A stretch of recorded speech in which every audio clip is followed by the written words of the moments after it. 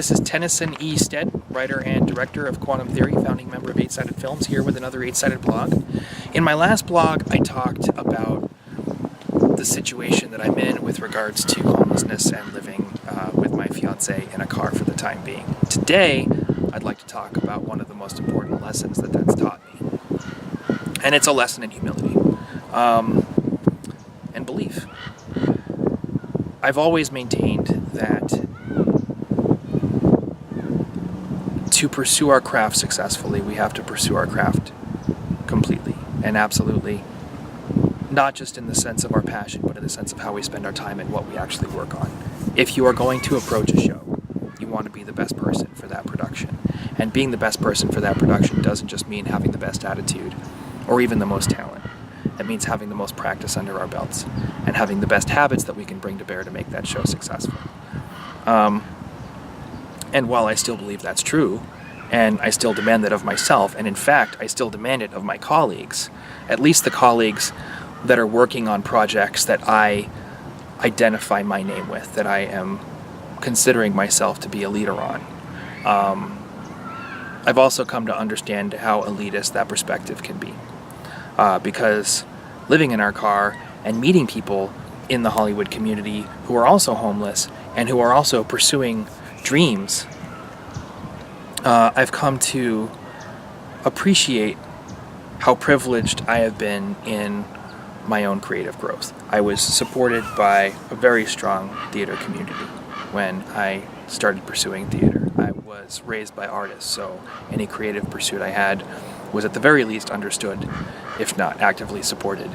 And there was never a case where I was the crazy person for doing what I was doing until this latter portion of my life. And the amount of courage that it takes and the amount of belief that it takes to take those initial few steps and jump into a place like Los Angeles in order to make any kind of dream come true is profound and life-changing, and not something that I should be glib or dismissive of.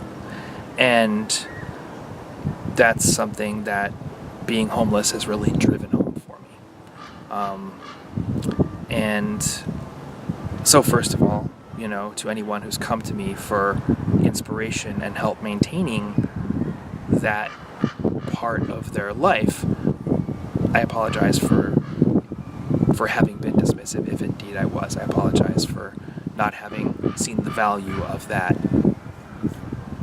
the way that I should have. And secondly,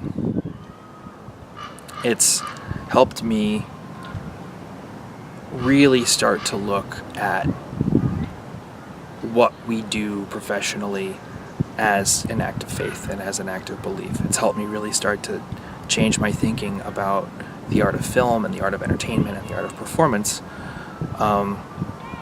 probably mostly when it comes to dramatic performance and when it comes to acting, and not so much music, although it's a big element there too. But the act of making believe and the act of creating a situation for other people to buy into and for other people to take a journey for people to take with the characters that you've written and performed and created.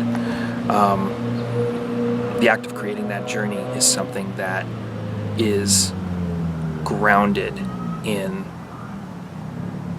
belief. And the first step in that creation, in that process, is believing in one another. And it's been an eye-opener for me to come to understand how much I've overlooked the degree to which I can believe in my community, and the degree to which I can believe in the people around me, and the degree to which I can support them. So, for my own work, it's still important to have standards of quality and standards of excellence that reflect the goals of the productions that I'm undertaking, and that reflect the work that I want to be doing for my audience, and that reflect the audience I want to have in the first place, and ultimately the legacy that I want to leave behind me, and the aspects of our community that I want to reinforce. And rather than tell people this is how, the industry works, I think it's important that I lead by example, undertake my productions with that level of excellence, and provide them with the ability to turn around and say, oh my gosh, like how did you accomplish this? And I'll just say, well, it was, for any given performer, for any given craftsperson on the production, it was 20 years or 30 years or 40 years of work leading up to this show, and here's that work, and here's what they were doing during that time. And to establish and reinforce that standard through my own excellence, to give other people something to believe in, and to give other people something to see, potential to see within themselves, becomes my job. And when it comes to how I interact with young actors, how I interact with people who are just breaking into the industry, I think it's important that I simply encourage their faith in themselves and help them cultivate the belief that it took for them to come here in the first place, and to maintain that belief so that they take the next step and the next step and the next step. And that's not something I would have said 6 months ago. That's not a value that I held 6 months ago.